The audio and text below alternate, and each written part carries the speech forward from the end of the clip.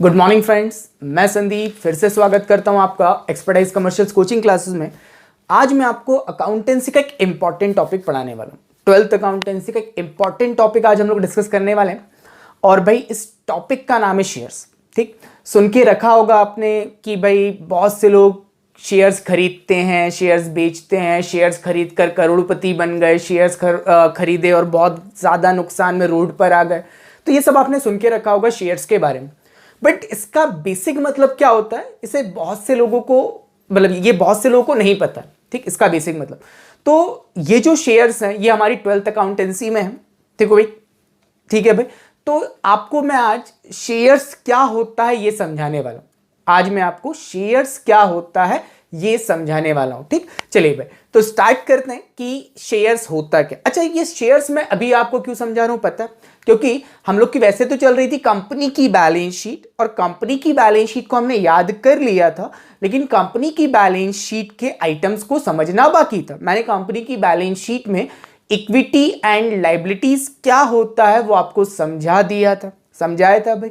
चलिए, लेकिन उसके अंदर के आइटम समझने बाकी और उसके अंदर के जो आइटम्स हैं, अगर उन आइटम्स को आप अच्छे से समझना चाहते हो तो उसके लिए शेयर्स की बेसिक जानकारी होना आपको जरूरी है। तो भाई देखो, वैसे शेयर का एक पूरा चैप्टर है हमारी कंपनी अकाउंट्स वाली बुक में, बट अभी फिलहाल मैं सिर्फ आपको शेयर्स के बारे में उतनी ही जानकारी दूंगा जितनी की बैलेंस शीट समझने के लिए रिक्वायर्ड है। समझ आ रहा है? तो भाई मैं आपको आज समझाने वाला हूं कि ये शेयर्स क्या होता है। चलिए तो भाई शुरू करते हैं, ये शेयर्स क्या होता है। अच्छा, शेयर्स चालू करते हैं। अच्छा, शेयर्स चालू करने के लिए सबसे पहले भाई मैं आपको बताऊंगा कि ये शेयर कैपिटल क्या होता है। जब शेयर कैपिटल समझ में आ जाएगा तो शेयर्स ऑटोमेटिकली आपको समझ में। अच्छा, इसमें भाई ये जो आपको दिख रहा है स्क्रीन पे शेयर कैपिटल, इसमें दो वर्ड आपको दिख रहा है। ठीक है, पहला वर्ड है भाई हमारा शेयर। पहला वर्ड क्या है हमारा? शेयर। और दूसरा वर्ड है हमारा कैपिटल। पहला वर्ड है हमारा शेयर और दूसरा वर्ड है हमारा कैपिटल। तो पहले दोनों वर्ड्स के मतलब समझ लेते हैं। अच्छा, शेयर का मतलब होता है भाई बेसिक सिंपल भाषा में पार्ट, या हिंदी में बोले तो टुकड़ा। शेयर का मतलब क्या होता है? पार्ट या टुकड़ा। और कैपिटल का मतलब हिंदी भाषा में होता है पूंजी। पूंजी का मतलब कोई भी बिजनेस अगर हमें स्टार्ट करना है, बिजनेस को स्टार्ट करने के लिए जो पैसा या सामान हम लगाते हैं उसे हम बोलते हैं क्या? कैपिटल। तो शेयर कैपिटल का मतलब क्या होगा? टुकड़ों में लगाई गई कैपिटल। शेयर कैपिटल का मतलब क्या हो गया भाई? टुकड़ों में लगाई गई कैपिटल, टुकड़ों में लगाई गई पूंजी। तो भाई अभी भी आपको अच्छे से समझ में नहीं आया होगा, तो भाई स्टार्ट करते हैं, अच्छे से इसे समझते हैं कि शेयर कैपिटल क्या होता है। शेयर कैपिटल को समझने के लिए एक इमेजिनरी स्टोरी मैं आपको बताऊंगा। उस इमेजिनरी स्टोरी के थ्रू समझने की कोशिश करेंगे हम लोग कि बेसिकली ये शेयर्स क्या होते हैं, ये शेयर कैपिटल क्या होती है। चलिए भाई तो देखते हैं वो इमेजिनरी स्टोरी क्या है। चलिए ध्यान देना। देखिए स्क्रीन पे दिख रहा होगा भाई आपको एक कंपनी का नाम, भारत देश की नामी गिरामी कंपनी है और कंपनी का नाम है भाई हमारा रिलायंस। सुन के रखा है ना भाई सबने? कंपनी का नाम क्या है? कंपनी का नाम है रिलायंस, जो कि एक नामी गिरामी कंपनी है जिसके ओनर अंबानी जी हैं। जिसके ओनर कौन है? अंबानी जी। ठीक, अच्छा, जो रिलायंस कंपनी है जो कि इंडिया की एक नामी गिरामी कंपनी है, इसके बहुत सारे एस्टैब्लिश बिजनेस। मतलब ये नहीं है कि रिलायंस सिर्फ एक ही तरीके का धंधा पानी करता है, अलग अलग टाइप के रिलायंस के बिजनेस है। मतलब रिलायंस के बहुत सारे एस्टैब्लिश बिजनेस है और उसके कुछ एग्जांपल्स मैं आपको दे रहा हूं। जैसे कि भाई रिलायंस के कुछ जो बिजनेस जो चल रहा है उसके एग्जाम्पल, जैसे भाई रिलायंस सब्जियां बेचता है मतलब रिलायंस फ्रेश। रिलायंस भाई इलेक्ट्रॉनिक इक्विपमेंट्स भी बेचता है मतलब रिलायंस डिजिटल। रिलायंस हमें दूर संचार मोबाइल की सुविधाएं प्रोवाइड करता है मतलब रिलायंस टेलीकॉम। मतलब रिलायंस के ऑलरेडी बहुत सारे एस्टैब्लिश बिजनेस है जिसके कुछ एग्जांपल्स मैंने आपको दी। अच्छा, ये जो बिजनेस है रिलायंस का, Reliance fresh, Reliance digital, Reliance telecom, ये भाई बहुत अच्छे चल रहे हैं। और आपको पता है कि रिलायंस के जो मालिक हैं अंबानी जी, वो बहुत ज्यादा क्रिएटिव है। नए नए बिजनेस आइडियाज उनके माइंड में आते हैं, नए नए बिजनेस वो नए नए सेक्टर्स में इंट्रोड्यूस करते रहते हैं। तो मान लेते हैं एग्जाम्पल के तौर पे कि रिलायंस एक नया बिजनेस स्टार्ट करना चाहता है। रिलायंस क्या करना चाहता है? अंबानी जी क्या चाहते हैं भाई? कि एक नया बिजनेस स्टार्ट किया जाए। और ये जो नया बिजनेस अंबानी जी स्टार्ट करना चाहते हैं, ये बिजनेस भाई अंबानी जी स्टार्ट करेंगे किसका? बाइक्स का। काय का बिजनेस स्टार्ट करना चाहते हैं भाई अंबानी जी? बाइक्स का। अच्छा, ये बताओ अभी तक क्या रिलायंस की बाइक्स आती हैं? आती है क्या? नहीं आती भाई अभी तक रिलायंस की बाइक्स। लेकिन मान लेते लेट सपोज कि अंबानी जी रिलायंस की बाइक्स बनाना चाहते हैं, तो भाई सिंपल सा फंडा है, कोई भी बिजनेस अगर चालू करना है, कोई भी बिजनेस अगर चालू करना है, तो बिजनेस को चालू करने के लिए लगती है क्या? बताया ना अभी, बिजनेस को चालू करने के लिए क्या लगती है भाई? कैपिटल लगती है। बिजनेस, कोई भी बिजनेस अगर हमें चालू करना है तो बिजनेस को चालू करने के लिए क्या रिक्वायर्ड होती है? Capital required. तो बट ऑब्वियस है, अगर अंबानी जी ये चाहते हैं कि रिलायंस बाइक का बिजनेस स्टार्ट करे, तो उस बाइक के बिजनेस को स्टार्ट करने के लिए भी रिलायंस को क्या लगेगी भाई? कैपिटल लगेगी। समझ आए? कोई दिक्कत? अच्छा वैसे तो भाई अगर कोई बड़ा बिजनेसमैन कोई बड़ा बिजनेस ओपन करता है, बड़ा बिजनेस इंट्रोड्यूस करता है, तो उसमें लाखों करोड़ों अरबों रुपए का इन्वेस्टमेंट होता है। लेकिन भाई अपन एग्जाम्पल के लिए, समझने के लिए, ये जो कैपिटल जो लगाएंगे अंबानी जी, उसको एक छोटा अमाउंट लेंगे, क्योंकि बड़ा अमाउंट लाखों करोड़ों अरबों का लेंगे तो आपको चीजें उतने अच्छे से समझ में नहीं आ पाएंगी। तो मान लेते हैं भाई रिलायंस को इस बाइक का बिजनेस को स्टार्ट करना, और बाइक के बिजनेस को स्टार्ट करने के लिए क्या लगानी? पूंजी लगानी, कैपिटल लगानी। और कैपिटल मान लेते हैं, फॉर एग्जाम्पल कैपिटल जो इंट्रोड्यूस करनी है अंबानी जी को, मान लेते हैं भाई 1 लाख रुपए की कैपिटल उन्हें लगानी। कितनी कैपिटल लगानी भाई? 1 लाख रुपीज कैपिटल। अब ये जो 1 लाख रुपए की कैपिटल अंबानी जी को लगानी है, अब पैसा लगाना है, अब पैसा कहीं ना कहीं से तो लाना पड़ेगा बिजनेस में लगाने के लिए। तो देयर आर मैनी ऑप्शंस, ठीक, बहुत सारे ऑप्शंस होते हैं जिससे कि पैसा लगाया जा सकता है। एक जो मोस्ट कॉमन ऑप्शन है वो ये कि रिलायंस के जो ऑलरेडी एस्टैब्लिश बिजनेस है, जैसे भी मैंने कुछ एग्जांपल दिए, रिलायंस फ्रेश हो गया, रिलायंस डिजिटल हो गया, रिलायंस टेलीकॉम हो गया, इनमें से पैसा निकाल कर, इनमें से ऑलरेडी अच्छे चलते हुए बिजनेसेस में से पैसा निकाल कर क्या किया जाए भाई? ये जो नया बाइक का बिजनेस है इसमें लगा दिया जाए। लेकिन भाई दिक्कत ये है कि अगर ये ऑलरेडी सक्सेसफुली जो बिजनेस चल रहे हैं, अगर इनमें से पैसा निकाल कर इस नए बाइक के बिजनेस में इंट्रोड्यूस कर दिया गया, तो भाई होगा क्या? होगा ये कि ऑलरेडी जो चलते हुए बिजनेस है उनमें दिक्कत आ जाएगी। आएगी नहीं आएगी? उनमें पैसों की कमी पड़ जाएगी। तो भाई किस तरीके से पैसा लिया जाए? तो एक मोस्ट कॉमन ऑप्शन जो होता है, जो बहुत से बिजनेसमैन ऑप्ट करते हैं, that is to take loan from the bank. क्या कर सकते हैं भाई बिजनेसमैन? बैंक से लोन ले सकते हैं। आ रहा है समझ? लेकिन दिक्कत ये होती है कि बैंक से जो लोन लिया जाता है, उस बैंक के लोन पर हाई रेट ऑफ इंटरेस्ट, बहुत ज्यादा ब्याज पे करना होता है। बैंक से लोन तो ले लेते हैं भाई बिजनेसमैन, लेकिन उस बैंक के लोन पर क्या होता है? हाई रेट ऑफ इंटरेस्ट पे करना होता है। समझ आ रहा है? तो हाई रेट ऑफ इंटरेस्ट पे करना है, तो बहुत से बिजनेसमैन भाई कोई दूसरा तरीका तलाशते हैं कि यार ये बैंक का लोन जो है इस पे हाई रेट ऑफ इंटरेस्ट पे करना पड़ेगा, ऑलरेडी जो बिजनेस हमारे चल रहे हैं उनमें से पैसा निकालना मतलब एक तरीके की बेवकूफ़ी मानी जाएगी। तो क्या किया जाए? तो उनके पास भाई एक और ऑप्शन होता है बैंक लोन के अलावा, और भी बहुत सारे ऑप्शन होते हैं, जैसे एक बैंक लोन मैंने बताया, और भी बहुत सारे, लेकिन एक और तरीका होता है जिससे भाई बैंक से लोन बैंक मतलब पैसे का, जिससे कि पैसे का अरेंजमेंट किया जा सके। और भाई अब वो तरीका क्या होता है? वो तरीका ये होता है कि instead of taking bank loan, जो कंपनीज होती हैं वो पब्लिक से पैसा ले सकती। क्या कर सकती? कंपनी जनता से पैसा ले सकती है, पब्लिक से पैसा ले सकती है। तो क्या भाई जनता कंपनी को पैसा देगी कोई नए बिजनेस को स्टार्ट करने के लिए? हाँ भाई देती है। जनता जो है जनता जो है वो मतलब जो पब्लिक हमारी वो पैसा देती है किसी भी बिजनेस को, किसी भी बड़ी बिजनेस को, ताकि वो भाई बिजनेस चल सके। लेकिन क्यों देती है, कैसे देती है, उसे हम समझते हैं। चलिए इस एग्जांपल लेते हैं। अब जैसे मैंने बताया कि भाई पब्लिक जो है वो पैसा देती है कंपनी को नए बिजनेस को स्टैब्लिश करने के लिए, किसी भी चीज के लिए। अगर मतलब किसी भी कंपनी को अगर पैसों की जरूरत होती है तो क्या होता है भाई? पब्लिक, जनता पैसा देती। अब जनता पैसा देती, चलो भाई मान लो, लेकिन किस तरीके से देती? अब जैसे अंबानी जी हैं, अब वो ऐसा नहीं करेंगे कि भाई किसी हर बंदे के पास जाएंगे और बोलेंगे ला भाई 1 लाख रुपए दे, मुझे बाइक का बिजनेस स्टार्ट करना है, ला भाई 1 लाख रुपए दे, मुझे बाइक का बिजनेस स्टार्ट करना है, ला भाई 1 लाख रुपए दे, मुझे बाइक का बिजनेस स्टार्ट करना। ऐसे कोई पैसा नहीं देगा, क्योंकि 1 लाख रुपए एक आम आदमी के लिए एक बड़ी रकम। तो भाई इंस्टेड ऑफ दैट क्या किया जा सकता है? इसके अलावा क्या किया जा सकता है? तो भाई एक बार में पैसा लेने से बेटर है कि किसी बंदे पे बर्डन ना पड़े। कंपनी क्या करती है, जो उनकी कैपिटल की जो जरूरत है, अभी तो हमने एग्जांपल में क्या लिया, कितनी कैपिटल की जरूरत है भाई? 1 लाख। ये जो कैपिटल की जरूरत है, उस कैपिटल को पब्लिक से मांगना है। अब पब्लिक से अगर उसे मांगना है तो एक बार में ना मांगकर उसको क्या किया जाए भाई? उसको टुकड़ों में मांगा जाए, शेयर्स में मांगा जाए। और शेयर्स का मतलब क्या होता है? पार्ट्स, उसको क्या किया जाए भाई, टुकड़ों में मांगा जाए, पार्ट्स में मांगा जाए। समझ में आ रहा है? तो वो पार्ट में मतलब पार्ट्स में पैसा कंपनी कैपिटल रिक्वायरमेंट का किस तरीके से मांगती है वही मैं अभी आपको समझाने वाला हूं। समझ आ रहा है भाई? अभी तक जो बताया उसमें कोई डाउट? क्लियर? चल तो सुनना भाई, जब भी कंपनी को पब्लिक से पैसा लेना होता है, अब कंपनी को यहां पर पब्लिक से मान लेते हैं कितना रुपए लेना, 1 लाख रुपए, 1 लाख रुपए लेना। अब उस 1 लाख रुपए को अगर कंपनी टुकड़ों में मांगना चाहती, शेयर्स में मांगना चाहती, पार्ट्स में मांगना चाहती, तो किस तरीके से मांग, तो उसके लिए सबसे पहले कंपनी को अपने टुकड़े को की एक वैल्यू डिफाइन करनी होगी। कंपनी का जो टुकड़ा है उसकी क्या करनी पड़ेगी, वैल्यू बनानी पड़ेगी। और मान लेते हैं, लेट सपोज कि जो रिलायंस है उसने अपने एक शेयर की वैल्यू, एक कैपिटल के टुकड़े की वैल्यू मान लेते हैं 100 रुपए रखी।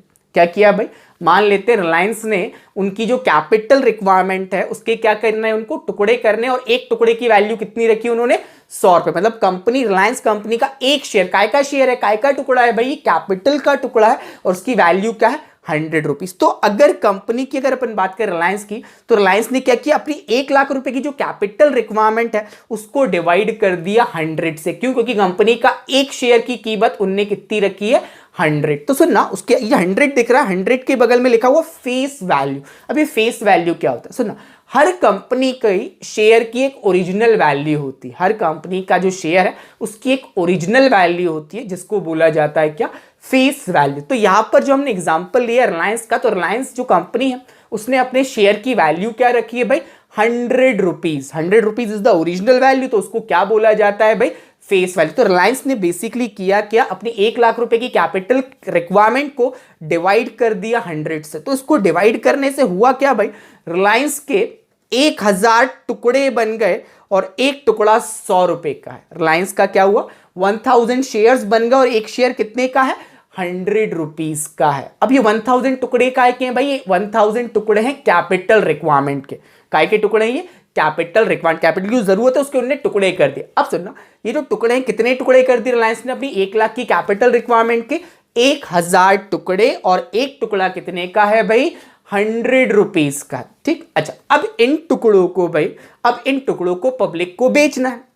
उसके लिए एक स्पेसिफिक वर्ड यूज होता है, इशू, वो मैं आपको बाद में बताऊंगा। तो अंबानी जी को इन टुकड़ों को क्या करना है, कंपनी को बेचना है। तो कंपनी को अगर इन टुकड़ों, अंबानी जी को अपनी कंपनी के टुकड़े उनको क्या करना है, पब्लिक को सेल करना है, पब्लिक को ऑफर करना है। तो अंबानी जी अगर ये चाहते हैं कि इन टुकड़ों को पब्लिक पे ऑफर किया जाए, तो उसके लिए भाई एक स्पेसिफिक मार्केट होता है। उसके लिए क्या होता है, स्पेसिफिक मार्केट होता है, और उस मार्केट को बोला जाता है भाई हमारा शेयर मार्केट। उस मार्केट को क्या बोला जाता है भाई, शेयर मार्केट। तो अंबानी जी क्या करेंगे, इन कैपिटल रिक्वायरमेंट जो उनकी 1 लाख रुपए थी, उसके जो 1000 टुकड़े थे उसको शेयर मार्केट में ले जाकर पब्लिक के सामने क्या करेंगे, ऑफर करेंगे कि भाई हमारी कंपनी के 1000 टुकड़े हैं कैपिटल के, और एक टुकड़े की कीमत है 100 रुपए। तो जो भी इच्छुक व्यक्ति है, जो भी इच्छुक व्यक्ति है वो इसको खरीद ले। जो भी इच्छुक व्यक्ति है, या जो भी कोई इच्छुक कंपनी या कोई दूसरी ऑर्गेनाइजेशन है, वो इसको खरीद सकती है।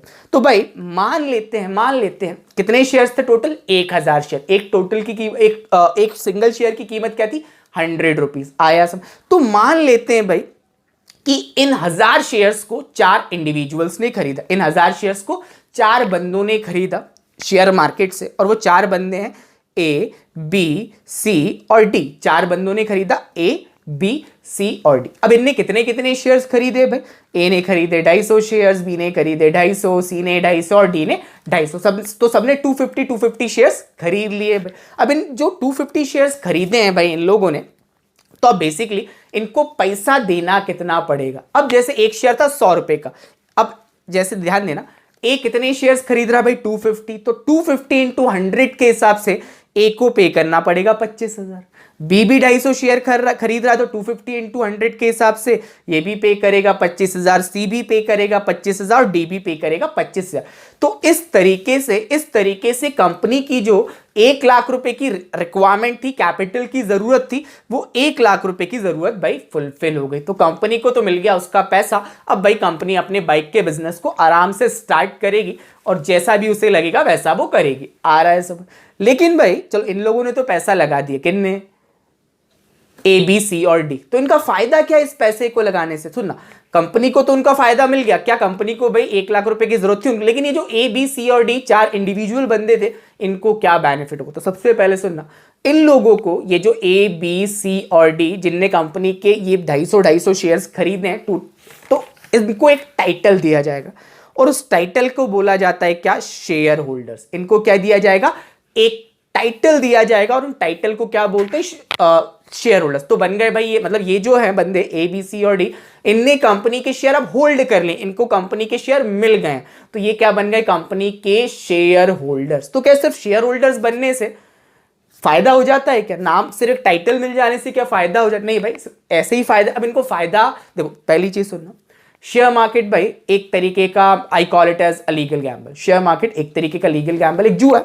अब ये जुआ इसलिए मैं बोल रहा हूं शेयर मार्केट को भाई कि ये जुआ क्यों है, क्योंकि जुआ वो होता है जिसमें निश्चितता नहीं होती, जिसमें सर्टेनिटी नहीं होती, कुछ भी हो सकता है। जुए में क्या होता है भाई, आप फायदे में भी जा सकते हो और एक नुकसान में। तो शेयर मार्केट भी एक जुआ है, लेकिन आई call it is a legal Gamble. ये एक तरीके का लीगल जुआ है, it is a legal Gamble, मतलब इसमें भाई आपको पुलिस नहीं पकड़ती।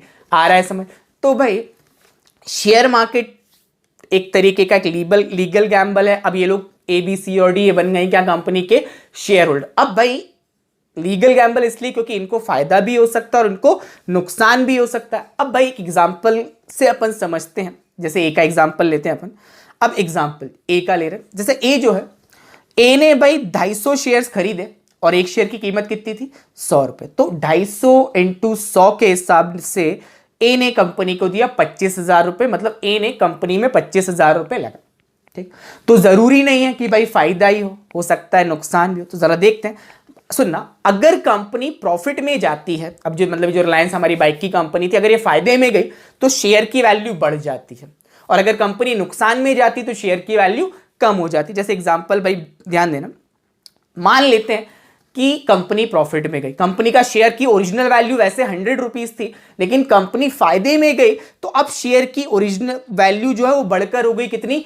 200। तो बंदा जो ए था उसने 250 शेयर्स खरीदे थे, 250 इंटू 200 के हिसाब से, 250 इंटू 100 के हिसाब से उसने लगाए थे 25,000, लेकिन अब उसके इन्वेस्टमेंट की वैल्यू क्या हो गई? 250 इंटू 200 के हिसाब से 50,000। इसका मतलब ये कि भाई बंदा जो है वो 50,000 रुपए के मुनाफे में। तो इस तरीके से शेयर होल्डर को प्रॉफिट होता है। बट जरूरी है कि हमेशा प्रॉफिट ही हो? नहीं भाई, जरूरी नहीं है कि हमेशा प्रॉफिट हो, कभी कभी नुकसान भी हो जाता है। जैसे भाई बंदे ने 250 शेयर्स खरीदे, एक शेयर था कितने का? 100। मान लेते कंपनी लॉस में गई, तो बेसिकली जब कंपनी लॉस में जाती है तो कंपनी की जो शेयर की वैल्यू होती है, फेस वैल्यू, उसमें गिरावट आ जाती है। तो कंपनी की शेयर की फेस वैल्यू वैसे 100 थी, और मान लेते हैं अगर लॉस हुआ तो वैल्यू में गिरावट है, और मान लेते गिरावट आके शेयर की वैल्यू हो गई 10 रुपए। तो भाई बंदे का ए जो है उसने 250 शेयर्स खरीदे थे, और अब लेकिन उन 250 शेयर्स की वैल्यू क्या हो गई? सिर्फ 2,500 रुपए रह गई है, क्योंकि एक शेयर 10 का हो गया। तो 250 इंटू 10 के हिसाब से अब इन्वेस्टमेंट की वैल्यू कितनी हो गई है? सिर्फ 2,500। इन्वेस्टमेंट की वैल्यू कितनी हो गई है? सिर्फ 2,500। समझ आ रहा है भाई क्या बता रहा हूं? कोई दिक्कत तो नहीं? तो शेयर होल्डर्स जो होते हैं उनको फायदा भी हो सकता है और उनको नुकसान भी हो सकता है। इसके अलावा सुनना, इसके अलावा जब कंपनी को एक रीजनेबल अमाउंट ऑफ प्रॉफिट होता है, कंपनी को एक रीजनेबल अमाउंट ऑफ प्रॉफिट होता है, तो भाई स्क्रीन पे कुछ दिख रहा है आपको, एक वर्ड डिविडेंड। तो कंपनी शेयर होल्डर्स को क्या बांटती है भाई? डिविडेंड। कंपनी शेयर होल्डर्स को क्या बांटती है? डिविडेंड। जब कंपनी को एक रीजनेबल, एक सूटेबल अमाउंट ऑफ प्रॉफिट होता है, तो वो प्रॉफिट का कुछ पार्ट, जैसे मान लेते हैं लेट सपोज कंपनी को 10 लाख का प्रॉफिट हुआ। अब कंपनी को 10 लाख का प्रॉफिट हुआ, अब कंपनी ने बोला है 10 लाख का प्रॉफिट हुआ है, इसमें से अपन भाई 4 लाख रुपए ये जो ए बी सी और डी जिन्हें शेयर होल्डर बोला जा रहा है उनको बांटते। क्यों? क्योंकि भाई इन लोगों ने कंपनी में क्या किया? पैसा लगा। तो 10 लाख रुपए में से 4 लाख रुपए ए बी सी और डी में डिस्ट्रीब्यूट किए गए। तो सुनना, प्रॉफिट का वो पार्ट जो कंपनी अपने शेयर होल्डर्स में बांटती है, प्रॉफिट का वो पार्ट जो कंपनी अपने शेयर होल्डर्स में बांटती है, उस प्रॉफिट के पार्ट को ही बोला जाता है भाई क्या? डिविडेंड। उस प्रॉफिट के पार्ट को ही डिविडेंड बोला जाता है। समझ आया? तो मतलब क्या बोला, जिस साल कंपनी को एक सूटेबल अमाउंट ऑफ प्रॉफिट होता है उस साल कंपनी अपने प्रॉफिट का कुछ पार्ट अपने शेयर होल्डर्स में बांटती है और उसको क्या बोला जाता है भाई, उसको बोला जाता है डिविडेंड। तो उनको डिविडेंड कंपनी दे क्यों रही, क्योंकि इनने कंपनी में कैपिटल लगाई थी ना भाई। तो मुझे एक चीज बताओ, कंपनी में कैपिटल मतलब किसी भी बिजनेस में कैपिटल लगाता कौन है भाई, मालिक लगाते हैं कैपिटल। तो basically share holders are owners of the company. Share holders कौन है भाई, कंपनी के ओनर्स हैं, कंपनी के मालिक हैं, समझ आ रहा है। तो share holders are basically the owners of the company. तो अभी जो बताया भाई कि शेयर होल्डर्स क्या है, कंपनी के मालिक हैं। तो अभी तक जो जो बताया होप आपको अच्छे से समझ में आ। चलिए अच्छा, तो होप शेयर्स क्या होते हैं भाई आपको अच्छे से समझ में आ गया होगा। अच्छा सुनना, ये जो शेयर्स का पैसा होता है, ये शेयर्स का पैसा होता है जो कंपनी पब्लिक से लेती है, ये भाई कंपनी दो तरीके से ले सकती है। कंपनी शेयर्स का पैसा पब्लिक से, इंडिविजुअल से दो तरीके से ले सकती है। अब वो दो तरीके क्या होते हैं भाई, दो तरीके होते हैं, एक होता है लमसम और एक होता है हमारा इंस्टॉलमेंट्स। कंपनी पब्लिक से पैसा शेयर्स का दो तरीके से ले सकती, एक तो एक ही बार में, अगर कंपनी शेयर्स का पैसा पब्लिक से एक ही बार में ले लेती है उसे बोलते हैं लमसम में पैसा ले लिया। लेकिन भाई बहुत से लोग ऐसे हैं जो एक ही बार में पैसा नहीं दे पाते, तो कंपनी एक और फैसिलिटी प्रोवाइड करती है भाई कि एक बार में पैसा नहीं दे पा रहे, अच्छी बात है, तो एक काम करना, इंस्टॉलमेंट्स में टुकड़ों में पैसा दे दे। तो अभी जैसे मैंने बताया ए बी सी और डी का एग्जांपल, इसमें भाई उन्होंने सबने 25-25 हजार रुपए दे दिए, एक ही बार में दे दिए, तो उसे बोलते हैं अमाउंट पेबल इन लम्सम। लेकिन भाई बहुत से लोग एक बार में पैसा नहीं दे पाते, तो कंपनी एक और तरीके से पैसा ले सकती, क्या कि भाई एक बार में नहीं तो इंस्टॉलमेंट्स में पैसा ले लेते हैं। आया समझ, क्लियर। चलिए, तो अब कंपनी देखो, लमसम मतलब एक बार में पैसा कंपनी लेती है, अब इंस्टॉलमेंट में कंपनी किस तरीके से पैसा लेती है जरा वो समझ लीजिए भाई। इंस्टॉलमेंट्स में कंपनी किस तरीके से पैसा लेती है जरा वो समझ लीजिए, ठीक है। चलिए तो समझते हैं भाई, उसके लिए एक एग्जांपल लेते हैं। जैसे मान लेते हैं एक इंडिविजुअल बंदा है जो कंपनी के 500 शेयर्स खरीदना चाहता है। कंपनी के कितने शेयर्स खरीदना चाहता है भाई, 500। कौन सी, एयरलाइंस के। अब भाई ये बताओ, अगर बंदा 500 शेयर्स खरीदेगा तो एक शेयर वैसे कितने का था, 100, तो 500 × 100 बंदे को पे करना पड़ेगा कितना, 50,000 रुपए। अब 50,000 रुपए अगर इस एक इंडिविजुअल बंदे को पे करना, तो 50,000 एक बड़ी रकम। तो मैंने क्या बताया, अगर एक बार में कंपनी लेती है लमसम, लेकिन भाई बड़ी रकम है तो कंपनी उसको कैसे लेना प्रेफर करेगी कि भाई बंदे से बोलेगी एक काम कर तू इंस्टॉलमेंट्स में पैसा दे दे। आ रहा है तो सुनना, जब भी कंपनी शेयर्स का पैसा टुकड़ों में लेती है, जब भी कंपनी शेयर्स का पैसा टुकड़ों में लेती है मतलब इंस्टॉलमेंट्स में लेती है, तो वो किस तरीके से लेती है वो अपन समझते। उसके लिए कंपनी की जो शेयर की ओरिजिनल वैल्यू होती है, जैसे यहां पर हमने एग्जांपल में क्या ली थी, कंपनी की ओरिजिनल वैल्यू 100, जिसे हम क्या बोलते हैं फेस वैल्यू, उसको कंपनी क्या करती है, ब्रेक कर देती है। आया समझ। कंपनी अगर शेयर्स का पैसा इंस्टॉलमेंट में लेना चाहती है, तो उसके लिए कंपनी शेयर की जो ओरिजिनल वैल्यू होती है, जिसे हम फेस वैल्यू बोलते हैं, उसे क्या करती है कंपनी, ब्रेक कर देती है, तोड़ देती है। अब देखना भाई किस तरीके से तोड़ती है, ठीक। अच्छा, अब आपको यह कुछ स्क्रीन पे दिख रहा होगा, application 30, allotment 30, first call 30, second call 20। तो बेसिकली ये है क्या, यहां पर कंपनी ने उसके शेयर को ब्रेक कर दिया काय में, इंस्टॉलमेंट्स में। और ये जो आपके सामने दिख रहा है application, allotment, first call, second call, ये बेसिकली क्या है, ये इंस्टॉलमेंट्स के नाम है। ये क्या है भाई, ये कंपनी के इंस्टॉलमेंट्स के नाम है। क्या, application, allotment, first call and second call. आया समझ। तो अब इसको कैसे ब्रेक किया कंपनी से ना, एप्लीकेशन कंपनी ने रखी 30 रुपए की, उसके बाद अलॉटमेंट रखा कंपनी ने 20 का, फर्स्ट कॉल रखा 30 का और सेकेंड कॉल रखा 20। तो ये बेसिकली क्या है भाई, these are the names of the instalment. तो भाई आप ये सोच रहे हो कि 30 रुपए, 20 रुपए, 30 रुपए, 20 रुपए, इतने रुपए देने पड़ेंगे और शेयर्स में, नहीं भाई इसको ऐसा नहीं देना पड़ेगा। देखते हैं इसका पैसा वो जो इंडिविजुअल था जो 500 शेयर्स खरीदा है वो किस तरीके से देगा उससे अपन समझते हैं, ठीक। अच्छा, अब कैसे देगा भाई, ध्यान देना, बंदे कितना शेयर खरीद रहा है भाई, 500, तो 500 × 30 मतलब भाई फर्स्ट इंस्टॉलमेंट जो कि जिसका नाम है एप्लीकेशन के टाइम पर वो देगा 15,000 रुपए। आ रहा है समझ। दूसरी इंस्टॉलमेंट क्या है, अलॉटमेंट। अलॉटमेंट के टाइम पे देगा 500 शेयर, इंटू अलॉटमेंट थी इंटू 20 रुपए की, तो 500 इंटू 20 के हिसाब से वो देगा कितना, 10,000 रुपए। तीसरी इंस्टॉलमेंट क्या थी भाई हमारी, फर्स्ट कॉल, तो भाई 500 इंटू 30 के हिसाब से देगा 15,000 रुपए।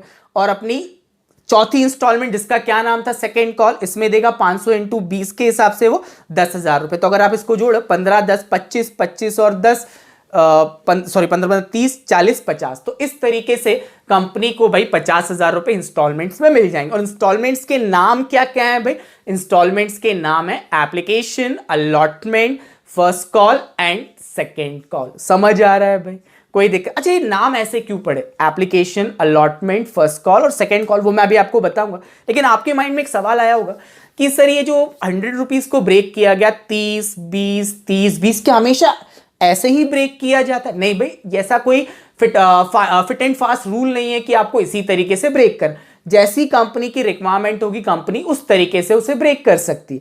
और जरूरी नहीं कि 4 इंस्टॉलमेंट, हो सकता है 5 इंस्टॉलमेंट में भी कंपनी पैसा ले, या हो सकता है कंपनी 3 इंस्टॉलमेंट में ही पैसा ले, या हो सकता है कंपनी 2 इंस्टॉल, वो कंपनी के ऊपर डिपेंड करता है। तो ये जो अमाउंट का ब्रेकअप हुआ था 100 रुपीज का, कंपनी इस तरीके से भी कर सकती है, पहली इंस्टॉलमेंट एप्लीकेशन 25, दूसरी इंस्टॉलमेंट अलॉटमेंट 25, तीसरी इंस्टॉलमेंट फर्स्ट कॉल 25 और चौथी इंस्टॉलमेंट फर्स्ट कॉल 25, इस तरीके से भी कर सकते। तो जैसा कंपनी को लगेगा उस तरीके से कंपनी क्या करती है भाई, उस तरीके से कंपनी उस शेयर की वैल्यू को ब्रेक करती है। और शेयर की वैल्यू को ब्रेक करने के बाद इस तरीके से पैसा लेती, मतलब एप्लीकेशन के टाइम पर कुछ पैसा, अलॉटमेंट के टाइम पर कुछ पैसा, फर्स्ट कॉल के टाइम पर कुछ पैसा, सेकेंड कॉल के टाइम पर कुछ पैसा। तो ये बेसिकली है क्या, application, allotment, first call, second call, ये बेसिकली है क्या, these are the name of the installments.